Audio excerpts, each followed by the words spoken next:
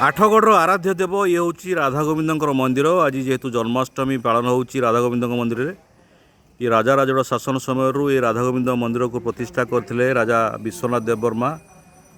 आज राजा राजड़ा शासन ना किंतु एबे भी आठगढ़ अंचल जो राधा गोविंद मंदिर रही मंदिर भितर राधा गोविंद विजय करुँच। आज तांकर जन्माष्टमी पालन हो उपलक्षे मंदिर में लंबा लाइन लगी प्रभुंर आलती चलुची। आम सीधा सड़क दर्शन करवा राधा गोविंद को दर्शन करवा बलराम कृष्ण को दर्शन करवा माता राधा को दर्शन करवा। आसतु आम मंदिर भितर को जीवा।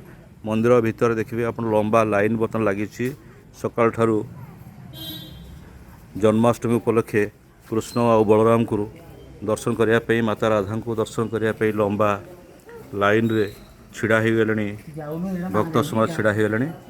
आलतीर समय ये सीधा सड़क लंबा लाइन देखुंत बर्तमान आपण ये राधा गोविंद विजय ये ओडिशार ये उत्कलीय परंपरा रे जोड़ी हुई जन्माष्टमी। ये उत्कलीय परंपरार एक अन्य एक निदर्शन।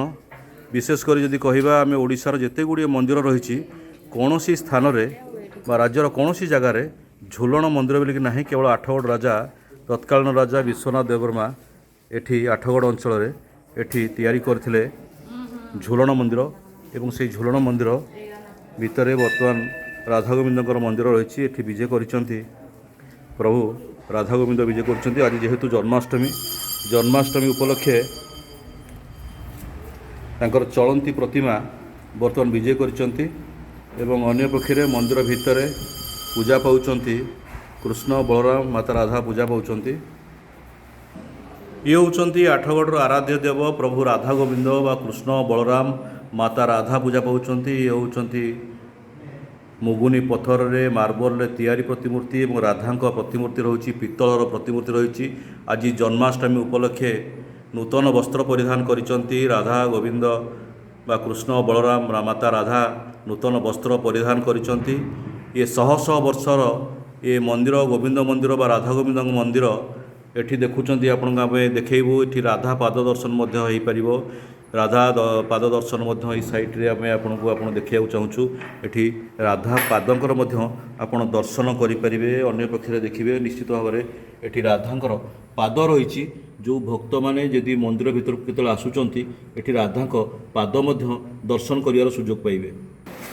ये मंदिर में देखुं सीधा सड़क ये भक्त समाज बहुत लंबा धाड़ी छिड़ा होती राधा गोविंद को दर्शन करने कृष्ण बलराम को दर्शन करने।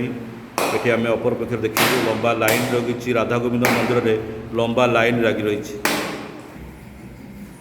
राधा गोविंद मंदिर एथर कांथरे देखिए आप निश्चित भाव में अनेक गुड़े कारुकार्यपूर्ण प्रतिमूर्ति रही।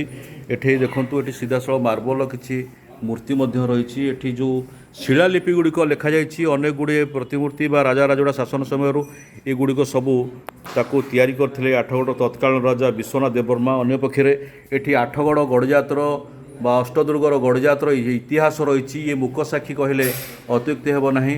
ये 1303 साल ये एठी लिखा जाइथिला। निश्चित भाव में कहुपर अनेक इतिहास आ भितर लुचि रही।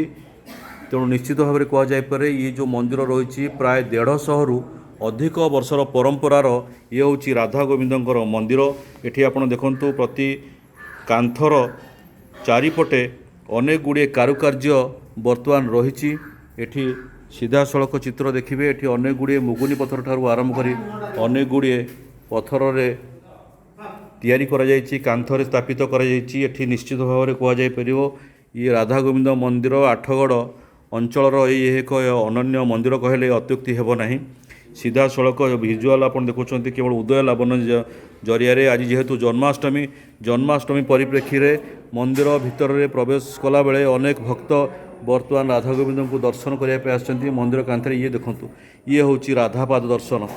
राधाष्टमी रे भक्त मैंने आसती ये राधांकर पाद दर्शन करने। आज जेहेतु जन्माष्टमी अच्छी जन्माष्टमी अनेक भक्त आसवे राधांकर पाद दर्शन करेंगे। ये देखूँ कारुकार्य खचित रही राधा गोविंद मंदिर। ये अनेक गुड़े कांथरे विभिन्न प्रकार मूर्ति तैयारी करा जायछि कृष्ण बलराम मूर्ति ठारू आरंभ कर विभिन्न प्रकार तांकर बेश। अन्य पक्षे अनेक गुड़े मार्बल तैयारी नर्तकी ये राजा सेतेबेले करथिले। ये हूँ अष्टदुर्गर ये गोटे हूँ देखूँ गोटे चक्र रही ए चक्र को बुझिबा एते सहज नुह। एठी चक्र रे ओम श्री राधा गोविंद लिखाई ओम ओम भितर, किंतु अन्य पक्षरे एठी विभिन्न प्रकार ललिता विशाखा चित्ता गंगदेवी चंपकलता ये सब बोधे जहाँ जना पड़ुची ये हूँ विभिन्न आठगड़ राजा तत्काल राजा या लिखिंट आउपर रिसर्च होगा निहाती कम आवश्यक। ये हूँ आठगड़ राजबाटीर आठगड़ गड़जातर ये हूँ इतिहास इतिहास रे परिपूर्ण रही। ये मंदिर एठी देखंतु अनेक गुड़े देखंतु छोट छोट मूर्ति सबू अति सुंदर भाव में ज्वलंत भाव में देखा जाउची। किछि वर्ष तले जो मूर्ति गुड़िक सबू रंग छाड़ी जाइथिला मंदिर में रंग दि जाइछि। एठी देखंतु अनेक गुड़िए एमती विभिन्न प्रकार कारुकार्य रे प्रतिमूर्ति गुड़िए शोभा पाउची मंदिर कांथरे।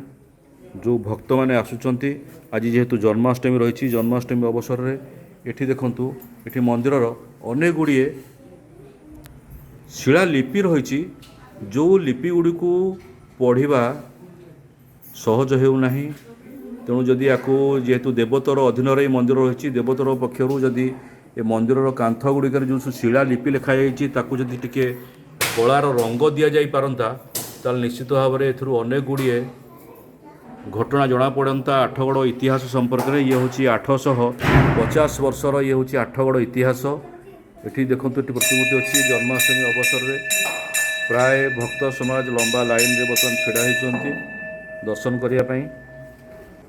ये होती आठगड़ तत्कालीन राजा विश्वनाथ देववर्मा एवं तांकर राणी जहाँकर समय रे आठगड़ रे अनेक गुड़िए मंदिर प्रतिष्ठा करा जायथिला। आठगड़ सहर बा जदि आज प्रतिष्ठा होती आठगड़ गड़जात जदि प्रतिष्ठा होती यही राजा और राणींकर विशेष अवदान थिला। आठगड़ प्रतिष्ठा करने भितर अष्टदुर्ग कहले आठगड़ को ही बुझाए। 8टी गड़ को नहीं आठगड़ प्रतिष्ठा होता। ये हूँ से ही राजा जी कि विश्वनाथ देववर्मा समय अनेक कीर्ति आठगड़ रे एबे भी उज्जीवित होइछि। स्कूल ठारू मॉडल स्कूल ठारू आरंभ करी हाई स्कूल पर्यंत समस्त स्कूल गुड़ी को आठगड़ राजा तत्काल राजा विश्वनाथ देववर्मा प्रतिष्ठा करते। ये हूँ सम्मुख भाग आठगड़ राधा गोविंद मंदिर सम्मुख भाग। निश्चित भाव में कहुपर जे आज जन्माष्टमी अवसर में एठी राधा गोविंद मंदिर रे राधा गोविंद बा कृष्ण बलराम को माता राधा निकट रे भोग करिया सहित राधा और कृष्ण बलराम को दर्शन करने अनेक भक्त लंबा लाइन भितर छिड़ा। ब्यूरो न्यूज उदय लावण्य।